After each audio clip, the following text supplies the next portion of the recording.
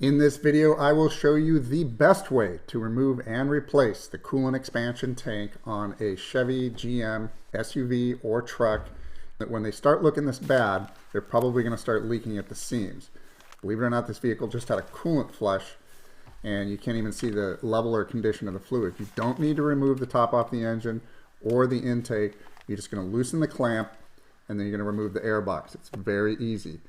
Now let's go ahead and inspect the new bottle that we received in the mail.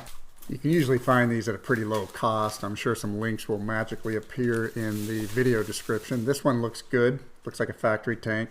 It's got the same level marks on it, and then also on the back it's got the same hanger for hooking onto the inside of the fender well. And just make sure that the cap is the correct pressure rating for your vehicle. If not, you may have to reuse your old cap. Now we're going to remove the safety clip on the plug for the mass air sensor. Pretty easy to do. Once you get that off, go ahead and pull the plug off. And now we're ready to loosen the clamp that's holding the air intake to the air box. And we don't even need to open the filter box for this. We're just going to pull this duct off, leave it aside.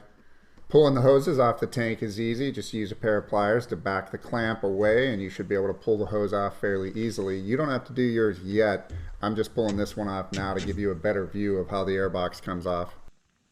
So just grab the air box and give it a good tug. You're not going to break anything. If you look at the bottom, it's all just pressure tabs holding it in place. So it'll go back in the same way. And now we can see the mounting bolt, and there's also a nut for the expansion tank. They're both 10 millimeter. Some people call these recovery tanks, fill bottles. And we'll start with the nut in the back. We'll go ahead and set that aside. Now we'll pull the bolt off. And now you'll see that you can lift the tank up. It's only held on by the hoses. And you can see the clamps, we've already got them backed off. So it's ready to pull off of the hoses. But before we put the new one on, let's look at this lower tube. You can see there's some pretty bad casting errors. And that might end up creating a bit of a problem for the hose to seal onto the tube. So just go ahead and scrape those high spots with a utility knife and just feel it until it's smooth. And once you've scraped off the high spot, then you'll probably get a much better seal with the hose. This bottle's ready to go on. This is an old 1-gallon jug of windshield washer fluid. Just cut the top off, shove it all the way inside, and what we're going to do is we're going to take that recovery hose, that's the upper hose, and we're going to push it all the way inside of that. If you have a 2015 or newer model, you'll have 2 of these recovery lines, so just tuck the second one down the side of our new container here. Now notice what happens when we lift the expansion tank. Fluid starts coming into the container that we've made, but we're catching it all. We're not going to spill a drop with this process. Great for the environment, right? Okay, now to drain the tank, just pull the cap off.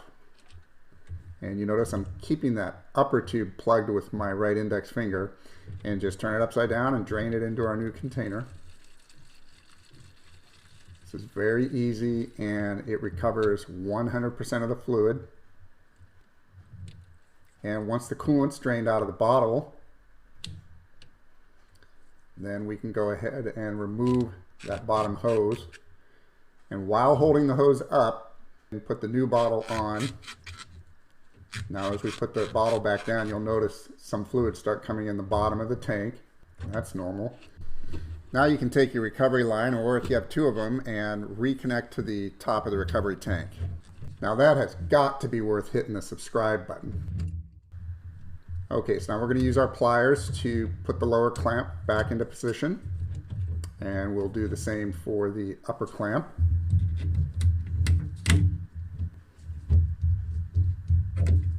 And once the clamps are in place, we can go ahead and put the fluid we removed back into the bottle because the hoses are sealed. So with this method, we didn't spill any coolant and we were able to recover 100% of the coolant that we removed, which really wasn't all that much. Make sure you've got the right cap for your vehicle. And we'll start with the rear hanger. We're going to go ahead and clip that onto the inside of the fender well here. And once you do that, we can put the nut in place. And now we can put the mounting bolt in place. Now let's put the air box back. We've got a rear pressure tab. You want to put that in first, slide it into place, and then the other two just push straight down.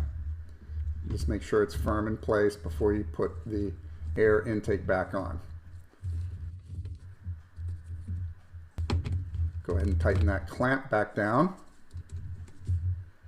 And now we need to put the mass air plug back onto the sensor with the safety clip. And we can start the vehicle. And you can see now the coolant system is able to draw from the bottle, just as it should. The difference is now we can see the level and condition of the fluid. Well, if this helped you out, please do give a thumbs up and subscribe for future videos. And to help out anybody else trying to replace one of these, please do share this video. Thanks for watching.